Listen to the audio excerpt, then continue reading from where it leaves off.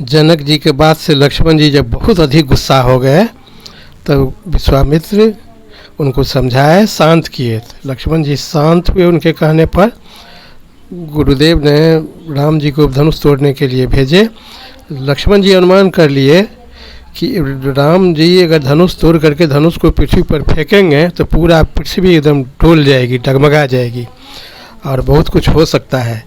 तो लक्ष्मण जी से सावधान थे, चूँकि पृथ्वी का भार उन्हीं के माथे पर था।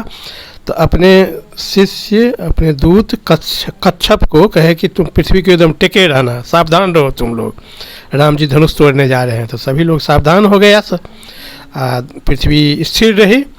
उसके बाद जब राम जी धनुष तोड़ दिए, उसके बाद जो वहाँ पर और राजा लोग थे, उसमें से कुछ जो अच्छे लोग थे, वो लोग तो राम जी के बहुत भक्त थे, जानते थे कि राम भगवान के अवतार हैं।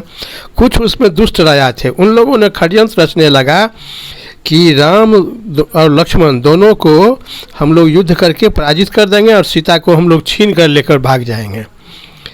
ये बात लक्ष्मण जी सुने तो लक्ष्मण जी को पुनः बहुत अधिक गुस्सा हो गया। उस राजा सब को संहार करने के लिए लक्ष्मण जी बड़ा उग्र हो गए।